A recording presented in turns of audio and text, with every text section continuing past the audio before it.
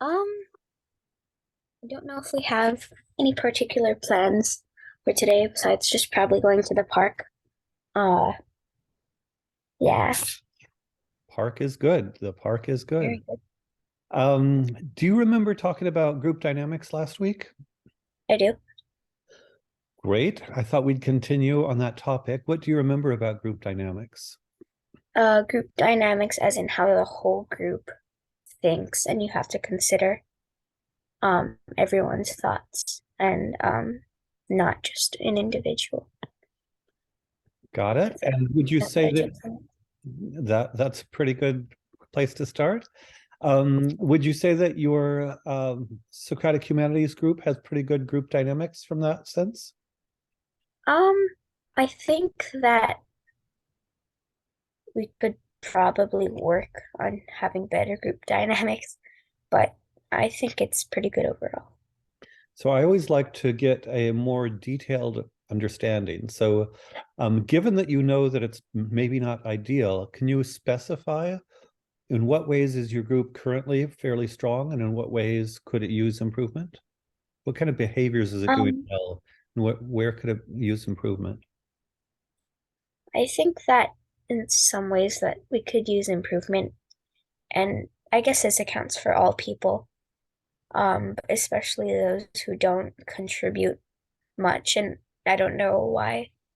Maybe they just don't want to talk, but those people who don't, who kind of just listen, if they spread their thoughts and talked more, um, by talking, I mean contributing to the conversation, then we might have better group dynamics.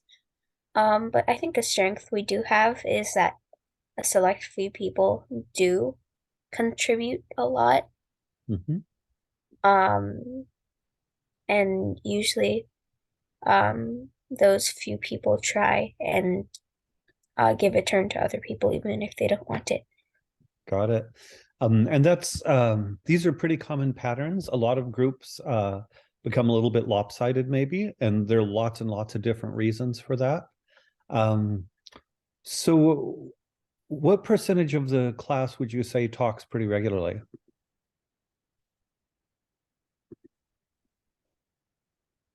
So, like 90%, 10%, 50%? What percentage talks regularly? That's talking, or that's That's participating in some sense um, regularly. I mean,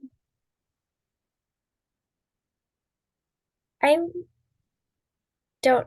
I mean, probably just 10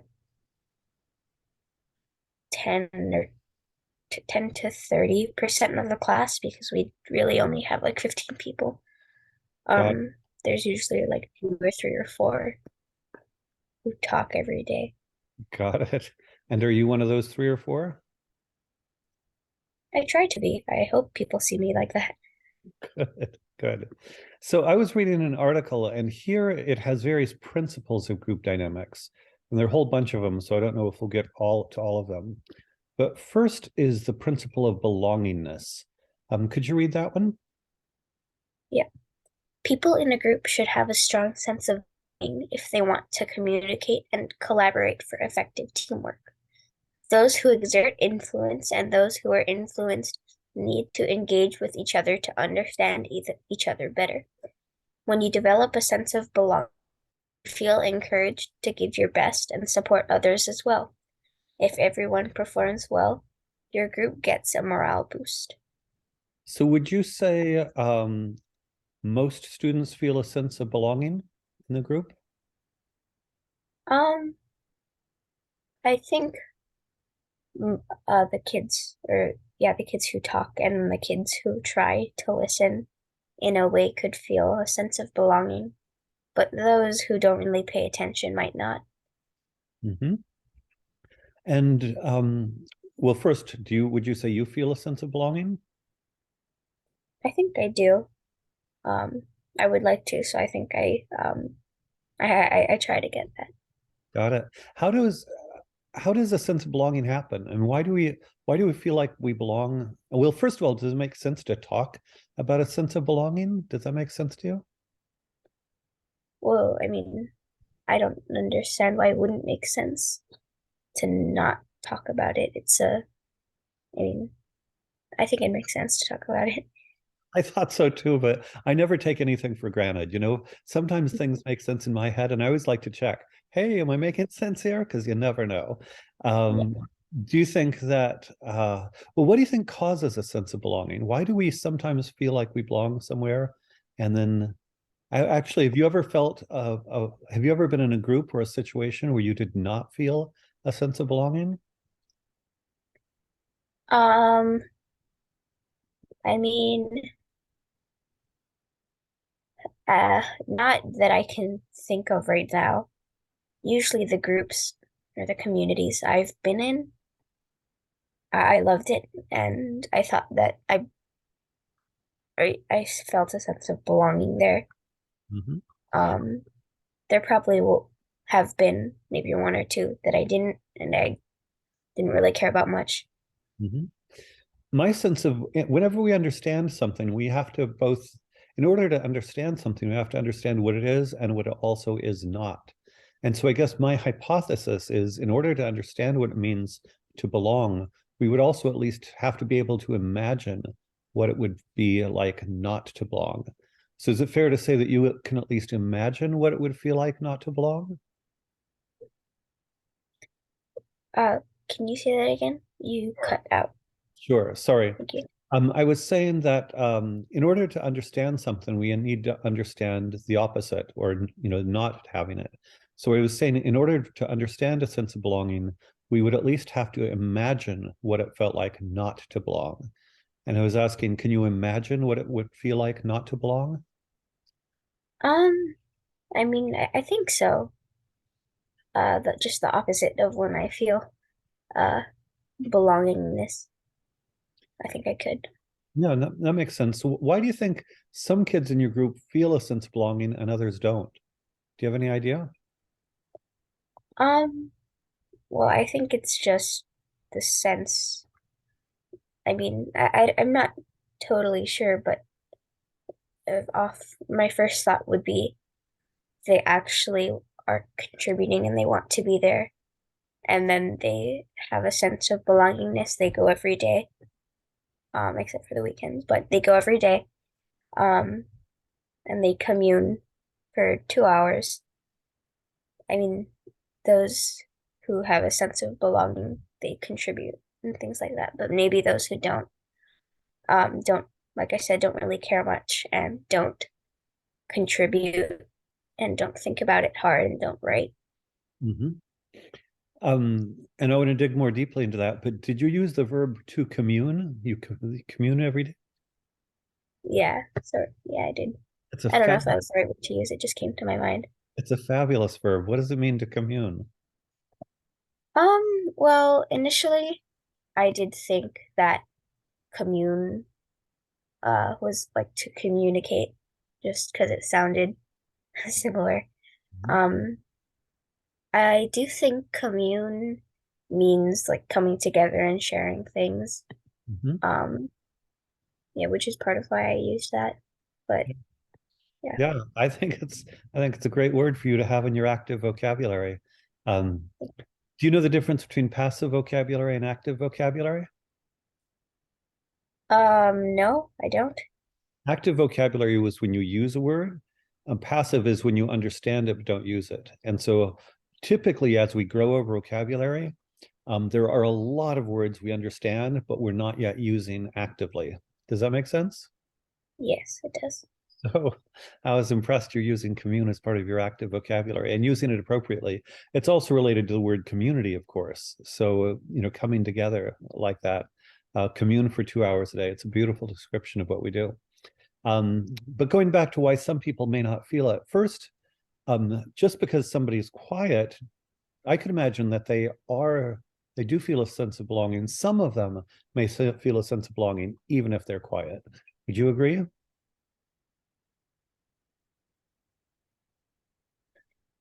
Like, could you say that again? You cut out. I don't know if you asked me a question or not. Yeah, I did. I did. Sorry about that. What I was asking is that if somebody is quiet, is it possible they have a sense of belonging even though they're quiet? I think it's possible, um, even though they might not contribute as much. Um, I mean, if they are there every day and they care and they just don't have anything to say, I guess that's understandable, but who knows? Is there a way to determine if somebody, well, how do you decide or evaluate whether somebody has a sense of belonging or not? How can you, as an outsider, tell if someone else has a sense of belonging? Um, if they're not contributing or talking much, I think it's important to know if they're actually thinking and considering everything you're saying, even though they're not Mhm. putting anything on the table. Um, let's say maybe they're writing really hard because in our class we also write as well, um, reflecting, things like that. That's one way you could tell. So if they are, so if they're responding to your thoughts, if they're considering your thoughts, then you would say they they have a sense of belonging. Is that what you're saying? Yes, I think that's part of it, but I also think that you belong there, as I think I've said before. And the class would be different without you. Even if Um, you're completely silent. I mean, if you were completely silent, I guess if you left, then the class wouldn't really uh change besides the fact that you were there and you weren't. Um, but even if you're completely silent, I mean, I I'm not so sure about that because I haven't met anybody who doesn't or who cares but isn't silent or that I could deduce anyways, that I could figure out. Um, so that is hard to say, but I do think that it's possible. So suppose somebody, you mentioned writing, suppose somebody was writing really long, interesting responses to your conversation, but he or she was too shy to say them. Do you think that if they are writing really thoughtful responses to the conversation, then they are belonging to the conversation, even if they say nothing? Um, I I mean, if they're not actually talking in the conversation and they're just kind of on the side listening, um, then I wouldn't say they're part of the conversation. They may be part of the class and they may be listening, but Mhm. since they're not contributing, then they wouldn't really be talking and not part of the conversation, though they might be listening very intently and actually thinking. But you would say they don't feel a sense of belonging unless they're talking. Is that what you're claiming? Um, no, I think, I mean, I guess I think you could feel a sense of belonging if you weren't talking. Um, I think I mean, if you weren't talking, but you still, like, maybe you got comfortable with the class or you thought that your class was really good Mhm. and, you didn't want to not be there, like, belonging, you need to be there. Um, yes, sometimes with some of my friends or I don't want to leave, or maybe at my gym, I don't want to leave and I feel like I'm needed there. Even if you're just watching and not participating? Um, yeah, sure, even when I'm not participating, because I got injured or sick or something. Um, I feel like I still want to be there. It sounds like the feeling of belonging is very subjective and internal. Would you say the person on the inside is the only person who can tell whether or not they feel a sense of belonging? I think that's part of it. I I personally can't tell if somebody wants to be there. Mhm. You could probably tell if they don't. Mhm. They show it.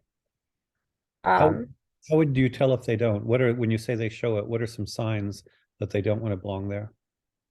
um, some signs are that they're not paying attention. Let's just say you're in Zoom, they're not in the camera. Mhm. Um, Sometimes people don't really put their faces in the camera. And I guess if you have something you don't want to show, I guess that's fine, but usually people every day don't.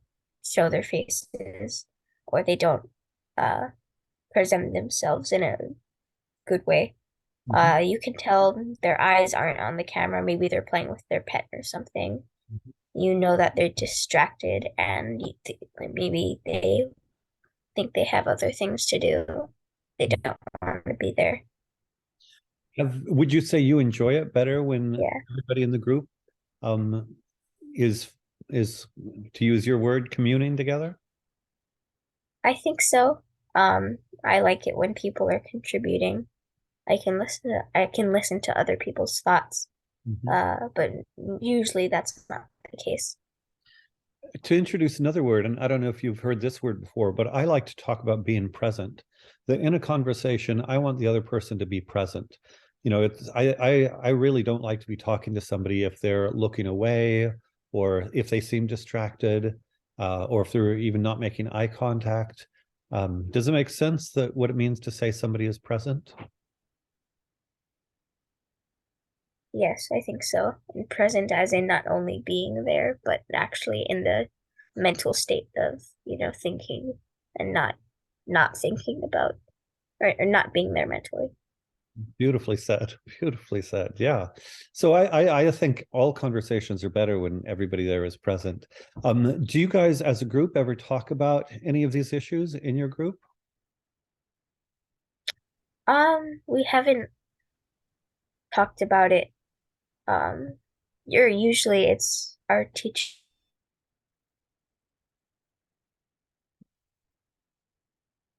If you want to, here's your chance. But usually we don't actually sit down and talk about why you should contribute because you and if we did that, I think that some of the people who aren't present might not become present after an explanation.